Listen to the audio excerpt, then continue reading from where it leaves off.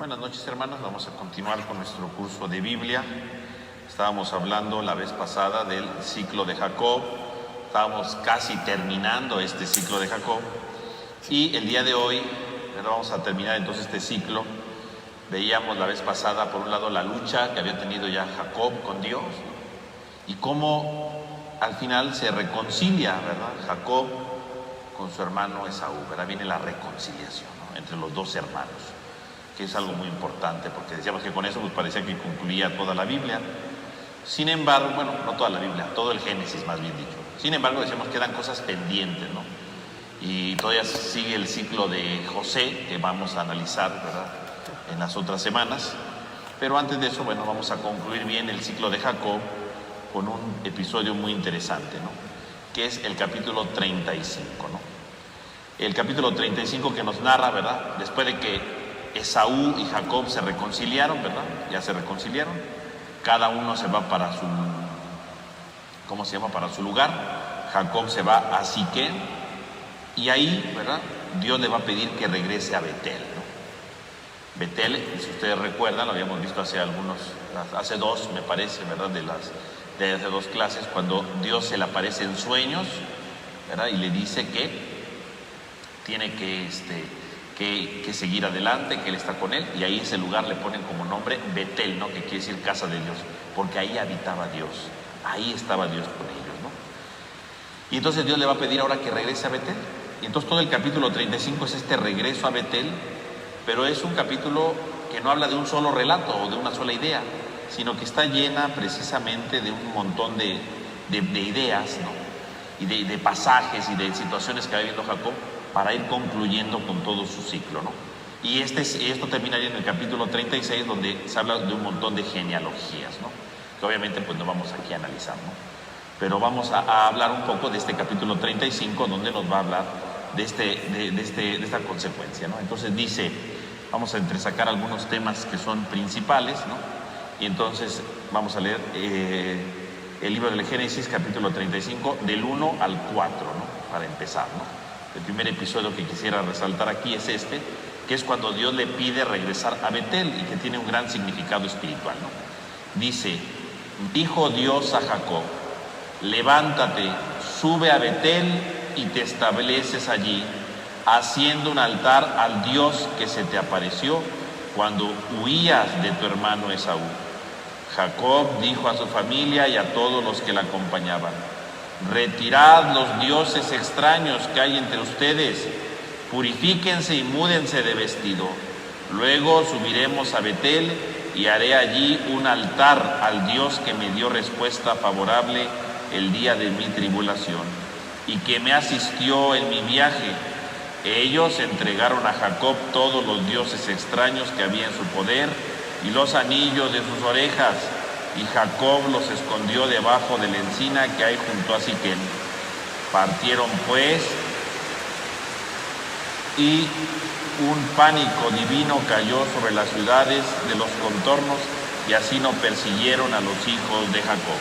Muy bien, entonces ahí tenemos el regreso, ¿verdad? Van a regresar finalmente a la ciudad de Betel, que es donde empezó propiamente todo el proyecto que traía precisamente Dios con Jacob, ¿no? Regrésate a Betel.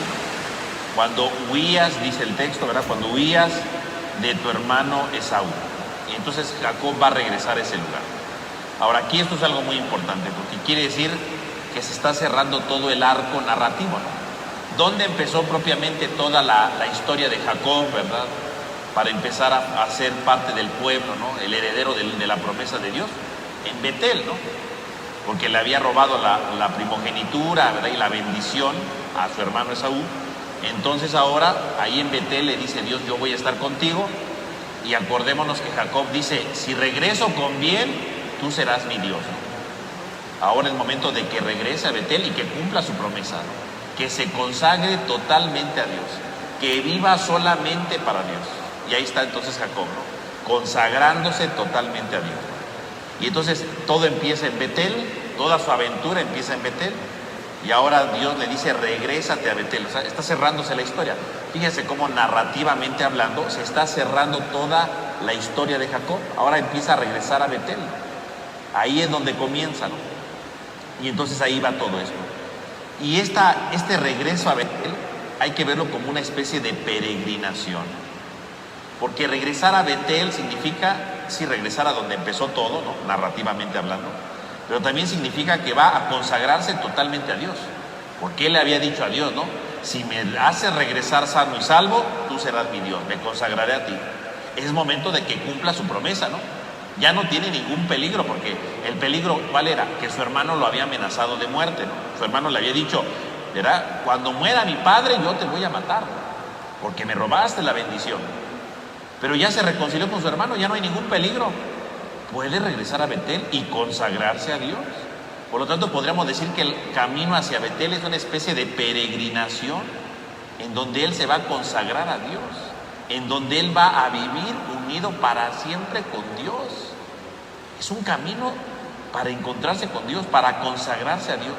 Y si ustedes se dan cuenta, vean cómo este camino de encuentro hacia Dios es precisamente un camino de purificación.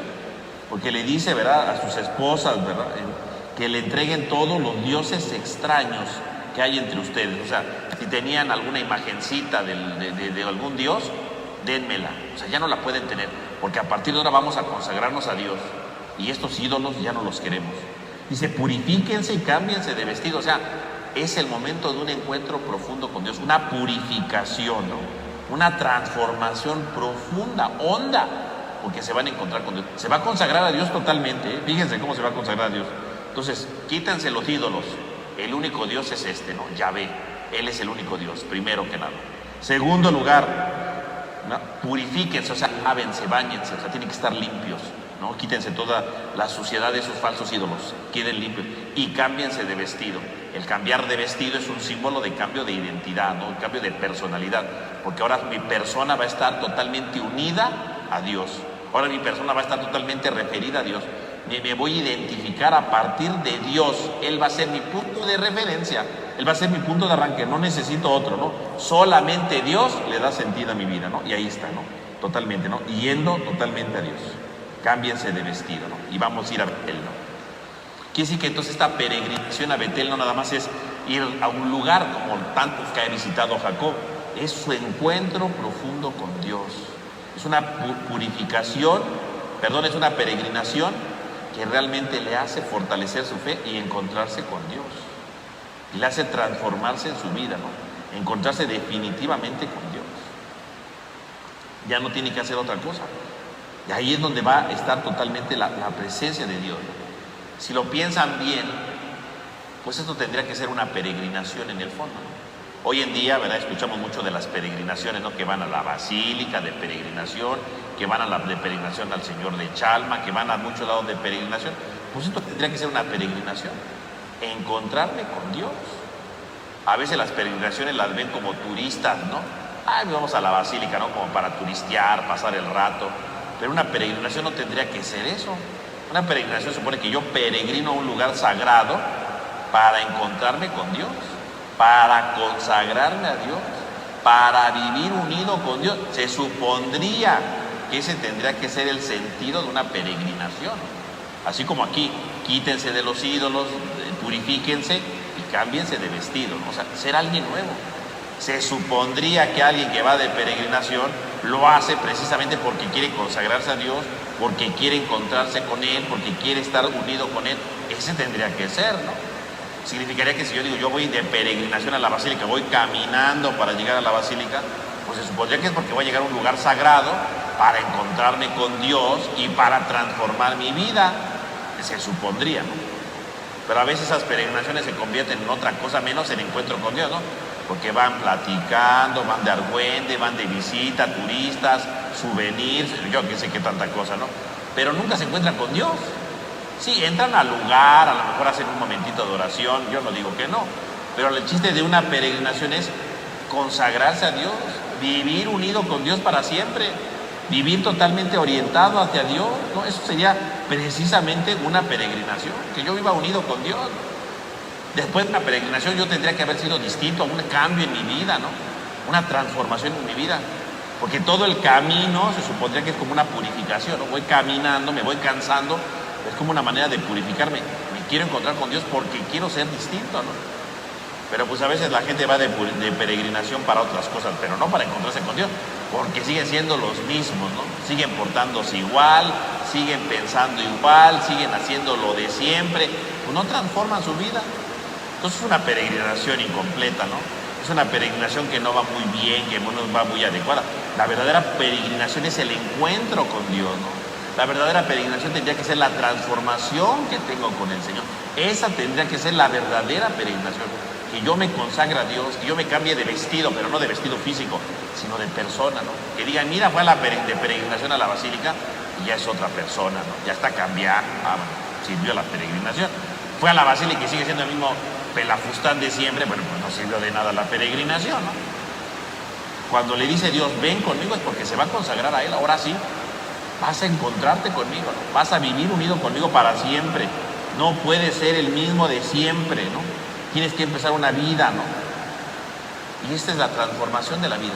Que nosotros vayamos renovando nuestra vida, vayamos renovando nuestro corazón, nos vayamos liberando de los falsos ídolos y nos vayamos encontrando con Dios. Esa es la peregrinación. Ese es el verdadero sentido de una peregrinación. Y por supuesto va a cumplir lo que había dicho en el capítulo 28, ¿no? Tú serás mi Dios. Ya no va a tener otras imágenes, ya no va a tener otros dioses, ya no va a confiar en otras realidades, solamente va a confiar en Dios, solo en Dios. No necesita más cosas, ¿no? Ahora va a confiar en Dios. Y dice el texto, ¿verdad? En el versículo 5, que todos los pueblos, ¿verdad? Cuando sintieron esto, no les hicieron nada, ¿no? O sea, que Él va camino a Betel y nadie les hace nada. ¿Por qué? Porque sintieron el temor, ¿no? Dios los va protegiendo, pero ¿en qué sentido? El que se consagra a Dios ya no siente la amenaza de nadie, ¿no? Ya no siente la amenaza de otros pueblos, ya no siente la amenaza de nada, porque Dios es su protección, porque Dios es su fortaleza, porque Dios es el que lo va guiando, les va transformando, les va animando. Solo Dios es el que lo transforma, solo Dios es el que lo anima, ¿no? Solo Dios, porque va peregrinando para encontrarse con Dios. Otro episodio que podemos ver aquí, ¿verdad?, que puede llamar la atención, es el episodio que aparece entre el versículo 9 al versículo 15, ¿no? Que es un episodio que nos habla de la promesa de Dios de nuevo, ¿no?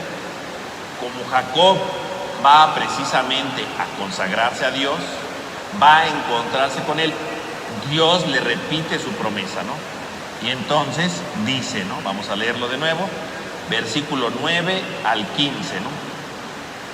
Dice así: y Dios se apareció a Jacob una vez más, y a su llegada de Padán Aram, y lo bendijo, y le dijo Dios: tu nombre es Jacob, pero ya no te llamarás Jacob, sino que tu nombre será Israel.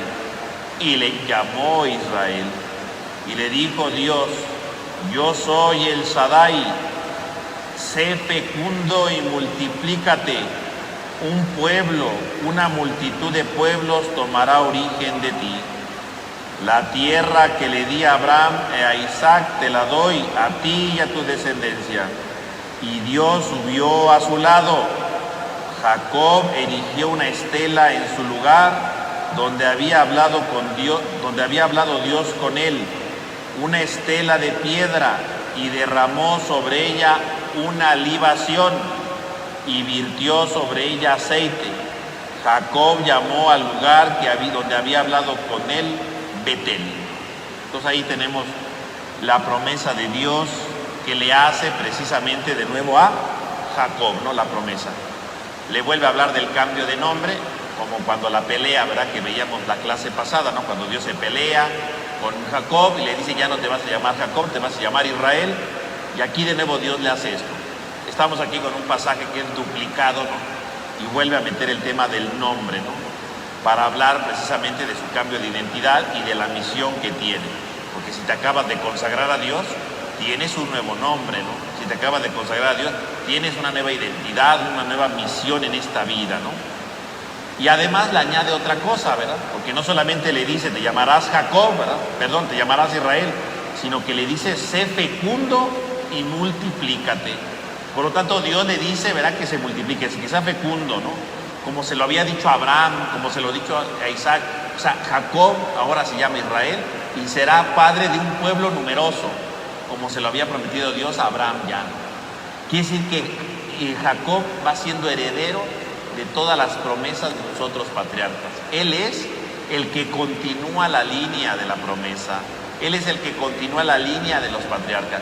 Ya no hay que esperar otra cosa, ya no hay que esperar otra realidad. Dios va a cumplir sus promesas en Jacob. Jacob es el heredero, ¿no? Sé fecundo, es decir, tú eres el verdadero heredero. Aunque no seas el primogénito, tú eres el verdadero heredero. Tú eres el verdadero heredero, ¿no? Y entonces, ¿verdad? Dice Dios, ¿verdad?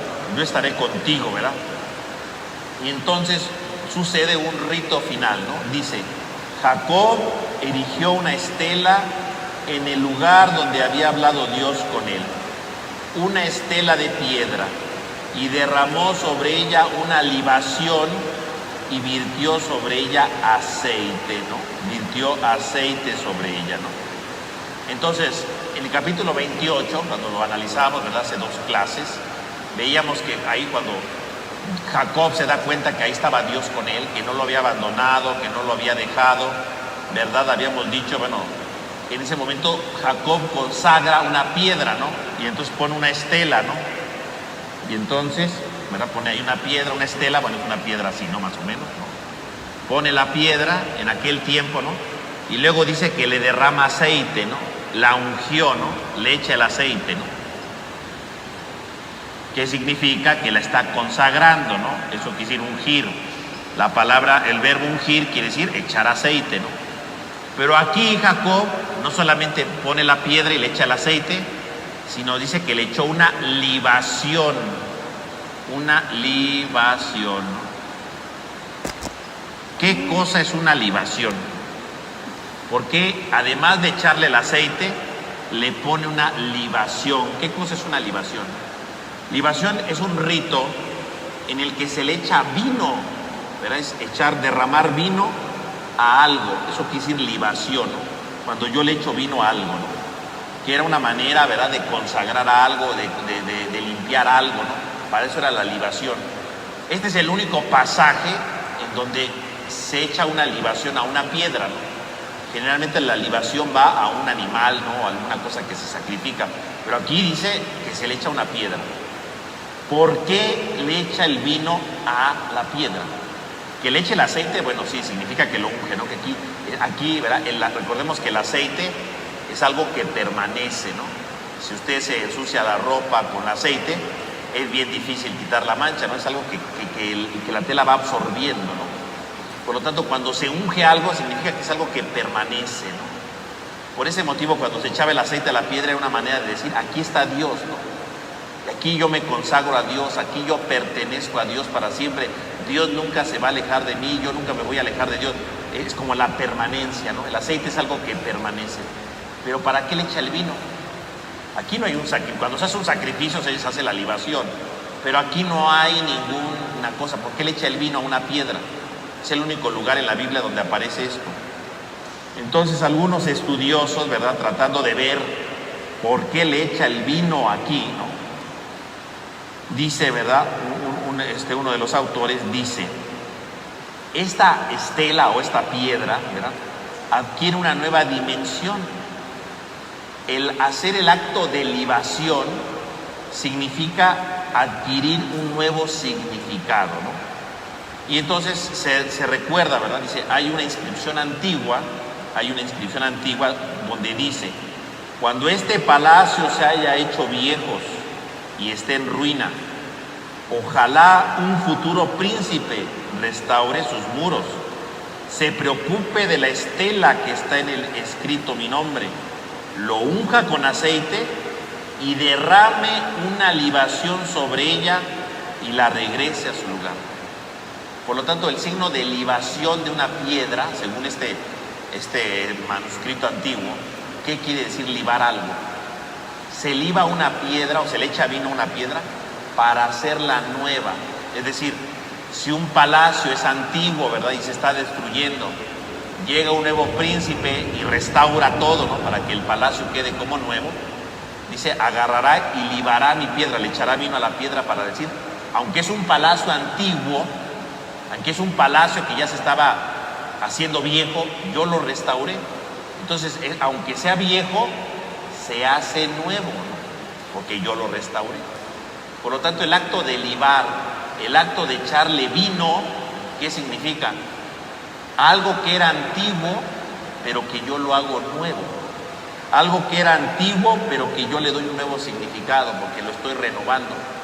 Por eso Jacob dice que aparte de echar el aceite, le echa el vino. ¿Para qué le echa el vino? Para decir que es algo nuevo, porque es un nuevo encuentro que tiene con Dios. Porque la primera vez que se le apareció Dios, en el capítulo 28, él ya había agarrado la piedra y le había echado el aceite.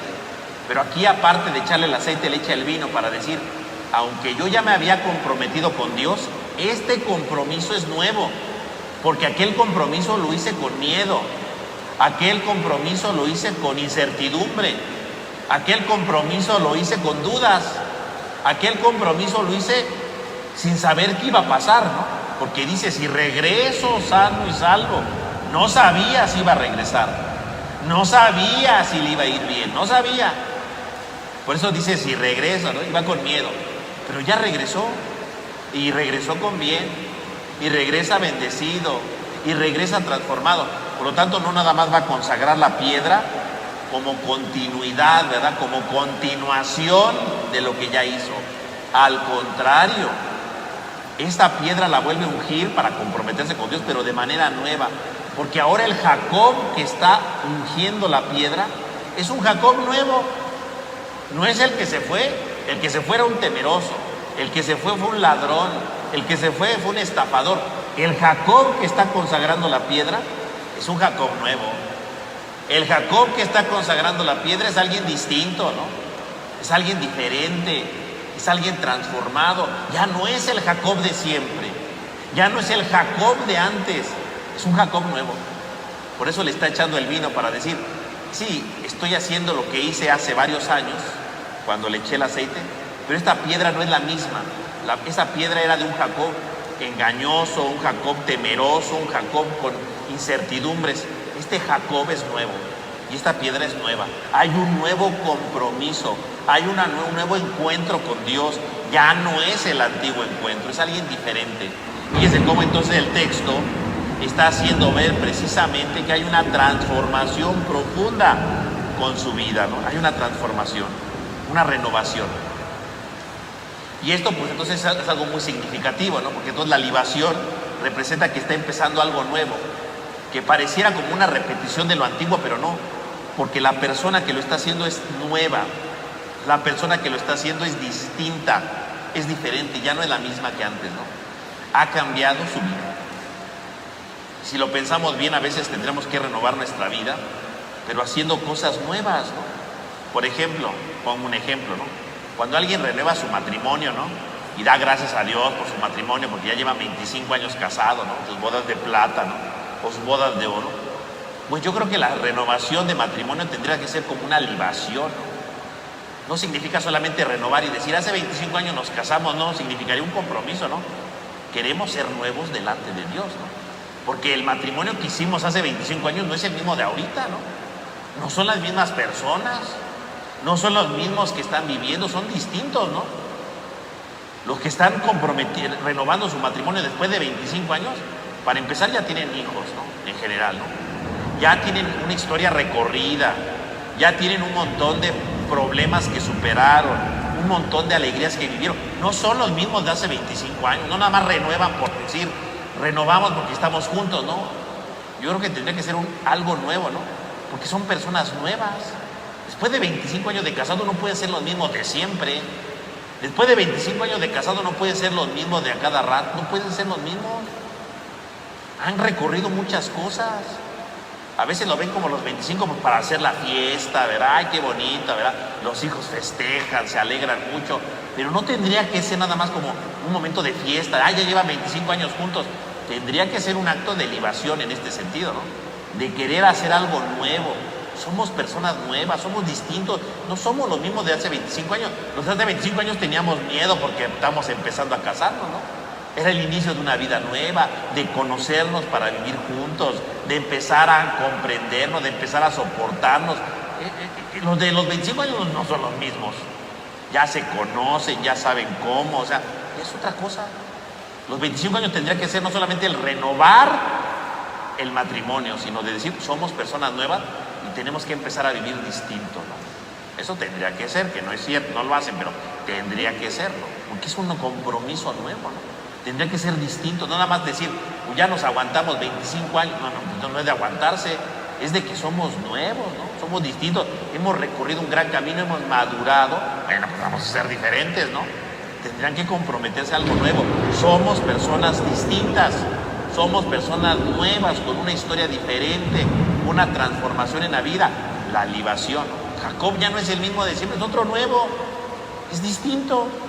Y efectivamente va a ser diferente, ya no es el mismo de antes, se va a transformar totalmente, ¿no? Por lo tanto, aquí vemos entonces este acto de la libación. Y luego, ¿verdad?, sigue otro episodio que es sumamente doloroso, ¿no? En el versículo 16 al 20, ¿no?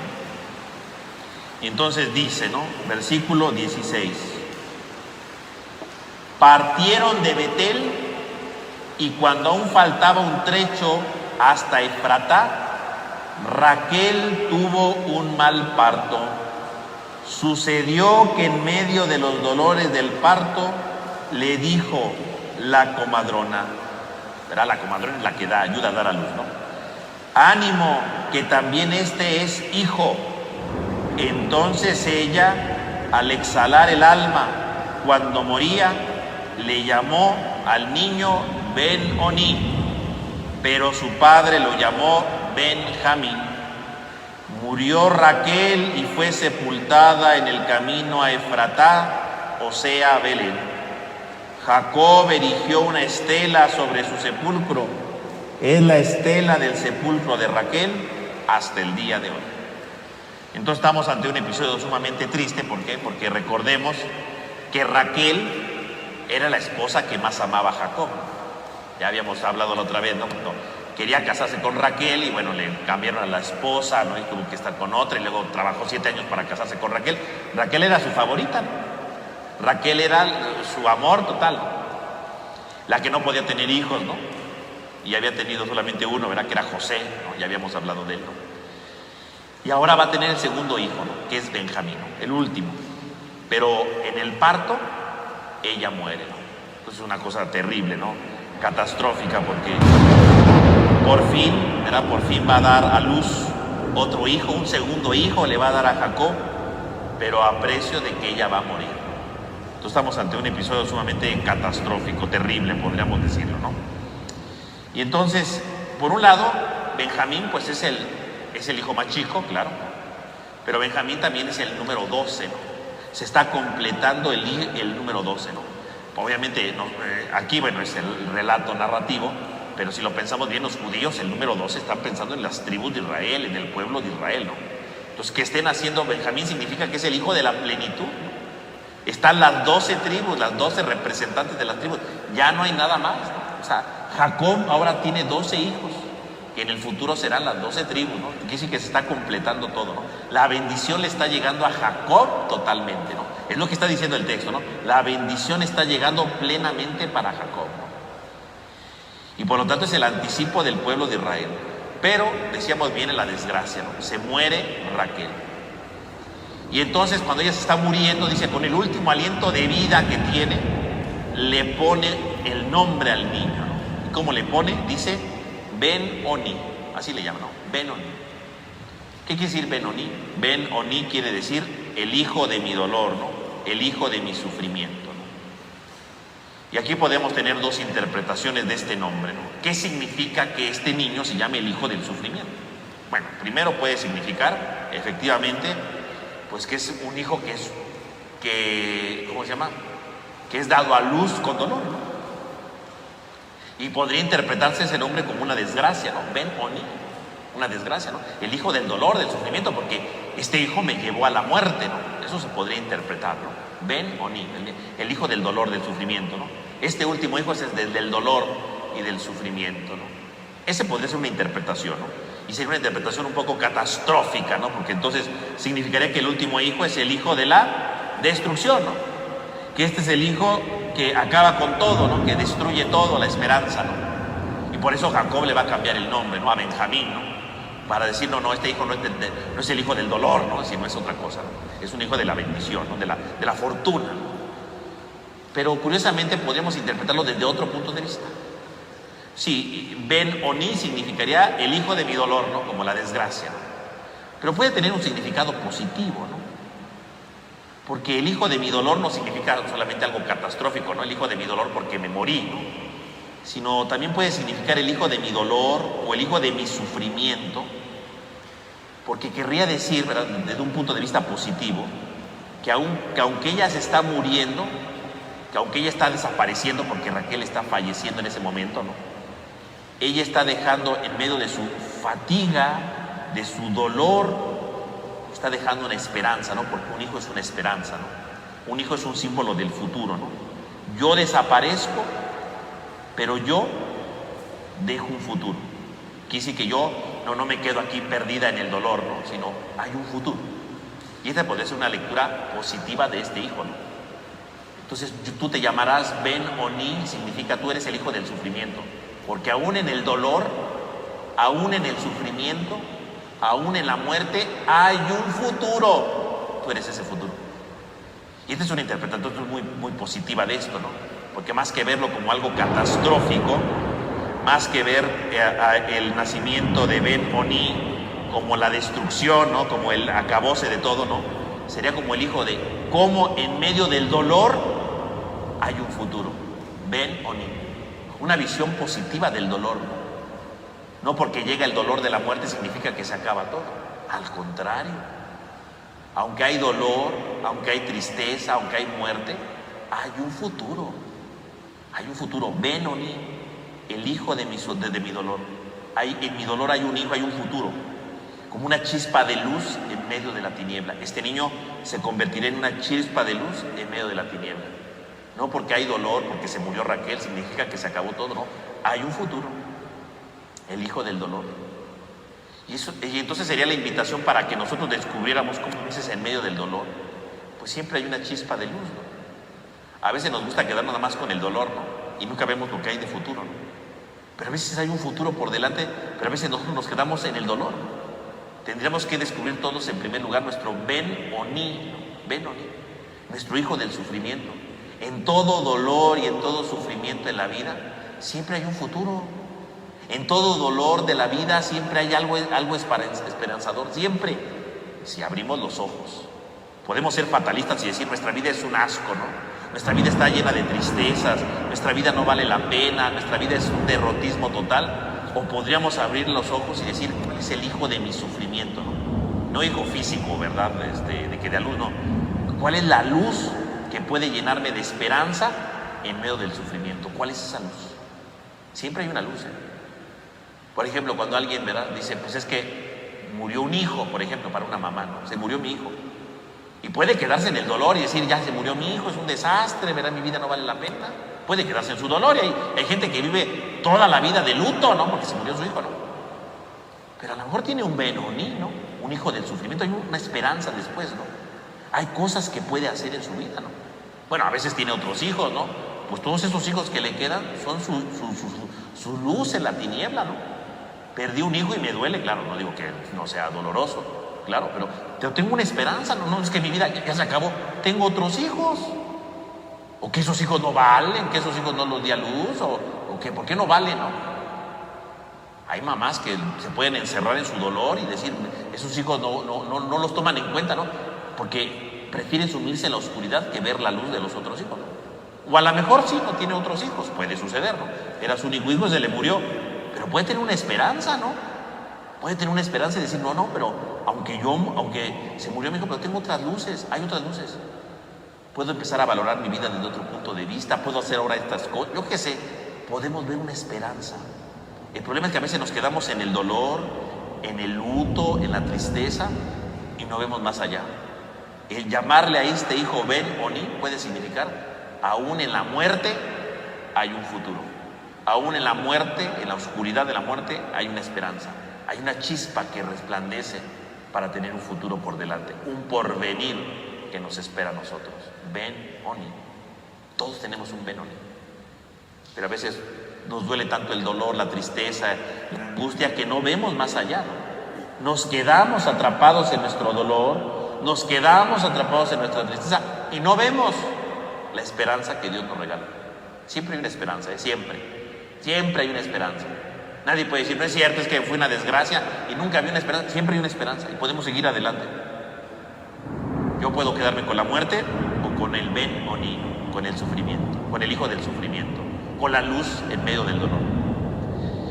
Sin embargo, Jacob da un paso más, porque dice que le cambió el nombre y dijo, no que se llame Ben Oni, sino que se llame Benjamín.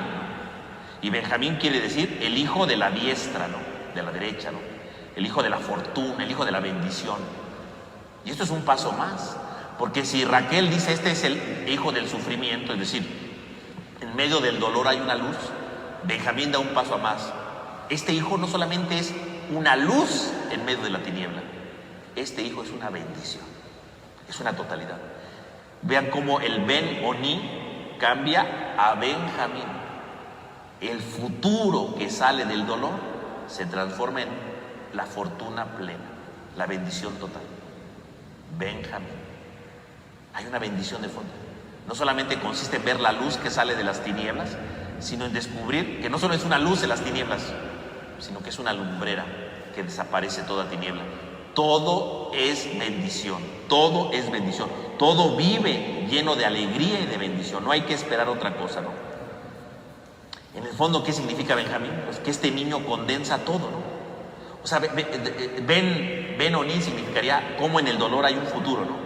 Benjamín significaría vamos a hacer a un lado el dolor y solamente vamos a ver lo bueno. ¿Y qué es lo bueno? Este niño representa el amor que yo siento por Raquel, diría Jacob. Este niño es el símbolo, no solamente es una luz en medio de la muerte de mi esposa. Este niño no solamente es una luz, es el amor por mi esposa. Y Benjamín entonces ya no deja de ser una luz para ser una luminaria, porque Benjamín representa todo el amor que siente Jacob por su esposa. Va más allá del dolor y se queda con la alegría y la bendición. Deja al lado la muerte de su esposa y solamente ve la alegría y el amor que siente por su esposa. Cada vez que ve a Benjamín va a ver el grande amor que siente por Raquel. Un amor que no ha muerto, no porque ya se murió Raquel, se acabó el amor, no, el amor sigue vivo. ¿Y cómo sé que el amor sigue vivo? Porque veo a Benjamín. Benjamín es el signo del amor por mi esposa, el amor que se sigue prolongando más allá de cualquier dolor, más allá de cualquier muerte. Benjamín es el símbolo del amor perfecto, porque ese niño representa el amor, un amor que vence cualquier dolor, un amor que vence la muerte. Benjamín. No voy a estar viendo la muerte de mi esposa, no voy a estar viendo el dolor de mi esposa, estoy viendo el amor que siento por ella, y eso es lo que vale la pena. Benjamín, ¿no? Ese es un paso más aún, porque si el primer paso era descubrir cómo en medio del dolor hay una luz, Ben Oni, Jacob dice, no, yo no voy a quedarme con que este hijo es el futuro en medio del dolor, ¿no? Él deja atrás el dolor, deja al lado la muerte y dice, este niño es la prueba fehaciente del amor que siento por ella, y este hijo es el amor. Y solamente va a haber cosas buenas, solamente va a haber cosas positivas. Dice el cardenal Ravasi, ¿verdad? Gianfranco Ravasi, cuando comenta este pasaje, él dice, Benjamín es el testimonio de la gran victoria, es el amor, un amor como la roca contra la que se estrella el furor de las grandes aguas. Las pruebas de la historia, las angustiosas cotidianas, las catástrofes excepcionales, la muerte misma, no logran apartar a Jacob de Raquel, como atestigua esta criatura llamado Benjamín. Podrán venir las olas de la muerte, podrán venir las olas de la tristeza, podrán venir las olas de la destrucción, dice, pero esas aguas, por más fuertes que parezcan, ¿verdad? Porque la muerte parece fortísima, ¿no? La desgracia parece enorme, ¿verdad? El dolor parece gigantesco, dice, esas aguas que se arrojan se estrellan contra la roca que se llama Benjamín, porque Jacob dejará de ver la muerte para ver solamente el amor. Jacob no va a ver la muerte, va a ver el amor que siente y sentirá siempre por su esposa Raquel cuando vea a Benjamín. No es que va a ver a Benjamín y va a decir, pero ¿para qué dio a luz a este chamaco, verdad? Mejor se hubiera quedado viva ella. No lo ve como una maldición. No lo ve ni siquiera como una esperanza. Bueno, se murió mi esposa, pero pues me dejó algo. No. Cuando ve a Benjamín dice, yo amo a mi esposa. Yo la amo. Y Benjamín es el símbolo de mi más grande amor. Y ni el dolor, ni la tristeza, ni la muerte me harán daño, porque Benjamín es el signo más grande del amor que tengo por ella. No hay más. Podrá venir la muerte, no le hago caso. Primero está el amor que siento por ella. Y quiere decir que entonces todos iremos invitados a ver cuál es nuestro Benjamín en la vida, ¿no? ¿Cuántas veces nosotros nos gusta ver la desgracia, el dolor, la tristeza, y no vemos el amor, y no vemos la vida, y no vemos la esperanza, y no vemos tantas cosas porque nos quedamos con cosas superficiales? Nos encanta regodearnos en el dolor, nos encanta regodearnos en la tristeza, pero nunca vemos a Benjamín. Hay muy pocos que llegan a Benjamín, ¿no? Porque les gusta mejor ver su desgracia. Ay, se murió tal persona. Ay, me salió mal esto. Ay, fracasé aquí. Ay, no me salió aquello. Y nada más nos gusta ver puras desgracias, pero no vemos las cosas buenas de la vida. No vemos lo que hay detrás de todo. El empeño que le puse, la dedicación que hizo, el amor que siento por tal persona. Nada más vemos cosas negativas, pero no vemos el amor. Benjamín es la invitación para que veamos siempre el amor y las cosas positivas de la vida, no lo negativo.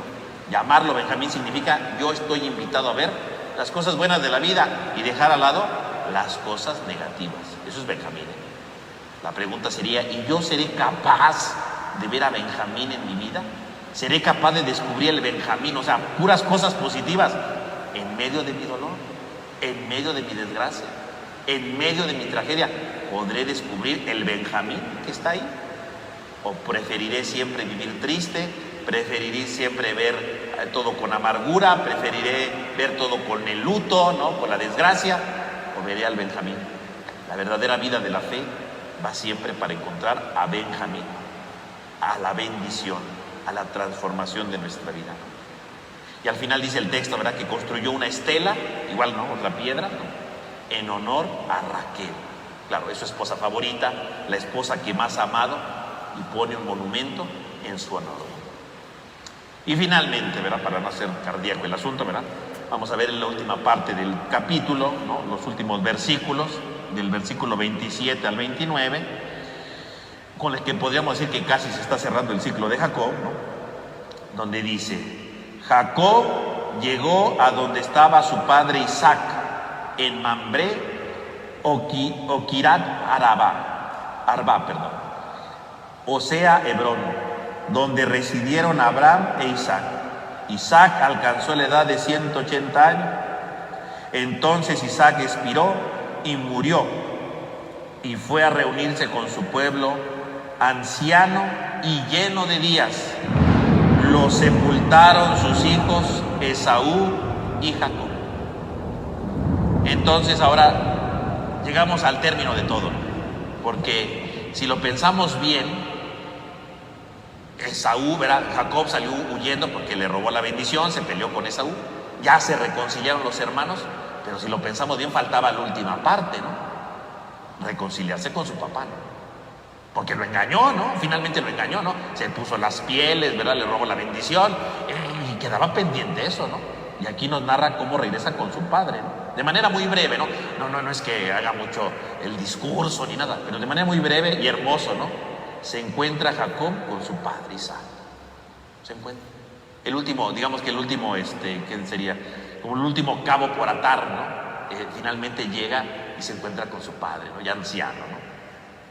Y entonces regresa a la casa paterna, de donde huyó. Fíjense cómo todo va de regreso, ¿no? Todo empezó en la casa paterna, huyó, llegó a Betel, le prometió a Dios, se fue, hizo su aventura, ¿verdad?, todo lo que le pasó, regresó a Betel, se consagró a Dios, y último paso, ¿cuál era? Regresar a la casa de su padre. Y claro, tenía que regresar a la casa del padre, porque si Jacob es el heredero de las promesas, ¿en dónde tiene que estar Jacob? En la casa de su padre, Isaac, que a su vez fue la casa de ¿quién? De Abraham, donde todo comenzó. Tiene que regresar para cumplir las promesas. Vean cómo todo se vuelve a cumplir. Se cierra el ciclo de Jacob, ya regresó a la casa del padre, las promesas se van a cumplir en él como Dios le había dicho, y vive en la casa de su padre. Ahí está con Isaac. Y nos narra obviamente la muerte de Isaac. Y curiosamente dice, ¿no? Isaac expiró, murió, fue a reunirse con su pueblo, dice anciano y lleno de días. Anciano, por lo tanto anciano, ¿verdad? Es un signo de que ha vivido toda la vida, ¿no? No murió jovencito, sino murió anciano. Recordemos que en el libro del Génesis morir anciano significa morir, ¿verdad?, lleno de vida, ¿no? Hoy en día un anciano es alguien que estorba, ¿no? Pero en aquel tiempo un anciano significa alguien sabio, ¿no? Alguien que maduró en la vida. Entonces anciano significa alguien sabio, alguien que ha madurado en la vida, ¿no? Y dice, y lleno de días. ¿Qué quiere decir lleno de días? Lleno de días quiere decir que la imagen sería como que una persona se llenó de días, o sea, se llenó de vida, de vida, de vida. O sea, es alguien que se quedó lleno, se quedó saciado de vida. O sea, se murió, como diciendo, se murió no porque ya le tocaba morirse, o se murió porque lo agarró de repente la muerte, no. Lleno de vida significa murió porque ya estaba tan lleno de vida que pues se tenía que morir, como diciendo, ya no aguanto tanta vida, me morí, no, algo así. Que en el pensamiento de la Biblia, ¿qué significaría? Que es alguien que murió no por pecado, no por violencia, no, murió porque estaba tan lleno de vida que ya no soportó tanta vida que se murió. Y es un símbolo de bendición, ¿no? Eso quiere decir eso. Se murió lleno de días significa se murió bendecido por Dios. Vivió todo lo que tenía que vivir. Bueno, tan vivió todo lo que tenía que vivir que vio a su hijo Jacob de regreso, ¿no? Por eso murió lleno de días. Cumplió con todo, ¿no? La única deuda que quedaba pendiente era ver a su hijo de regreso, y lo vio de regreso. Murió lleno de días. No necesitaba nada. Se cumplió todo.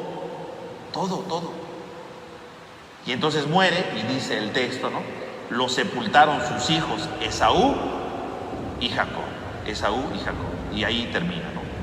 Termina el capítulo 35 y en el fondo termina, bueno, todo el ciclo de Jacob en cierto sentido, ¿no?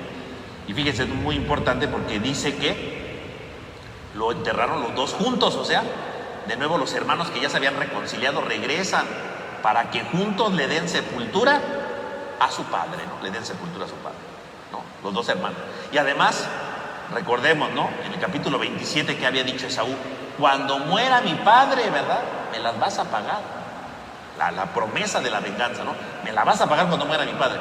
Pero ahí están los dos hermanos que ya se habían reconciliado, viendo a su padre que había muerto, y no hubo venganza.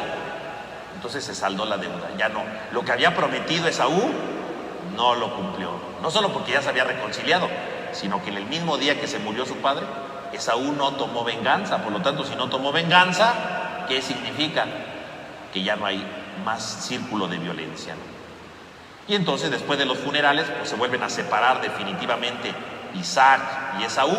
Esaú se vuelve a su lugar, Isaac se queda ahí porque es el heredero de las promesas. En el fondo es como si Esaú le dijera, tú te quedas con la tierra prometida, punto, se acabó. Y luego sigue el capítulo 36, que no vamos a leer aquí, ¿verdad? Porque es toda una genealogía de los hijos de Esaú y de la genealogía de Jacob, ¿no? Que en el fondo, ¿qué significa? Bueno, pues toda la descendencia de los patriarcas, ¿no? Y cómo, verá, finalmente se van cumpliendo todas las promesas de Dios, ¿no? Y entonces ahí concluiría, podríamos decir que ahí concluye el Génesis, ¿no? Ya se reconciliaron los hermanos, con el papá no hubo venganza, se acabó todo, ¿no?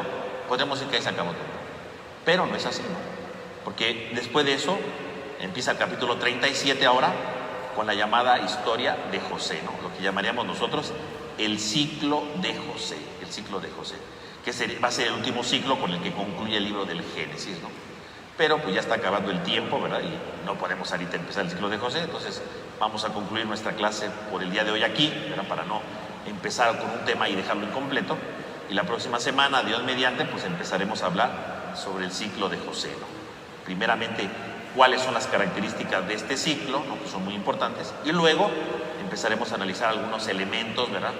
De este relato que es extraordinario, ¿verdad? Y que da muchas luces porque complementa todo lo de los hermanos, ¿no? El problema de los hermanos que aparentemente se solucionó va a llegar a la plenitud con el ciclo de José, ¿no?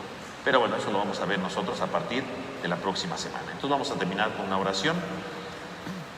En el nombre del Padre, del Hijo, del Espíritu Santo. Amén. Amén. Te damos gracias, Señor, porque nos has reunido en este momento, en esta noche.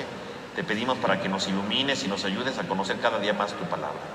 Y para que siempre reconozcamos que a pesar de las dificultades de la vida, a pesar de las tribulaciones que vamos viviendo, siempre hay un Benjamín, siempre hay una esperanza, siempre hay algo bello.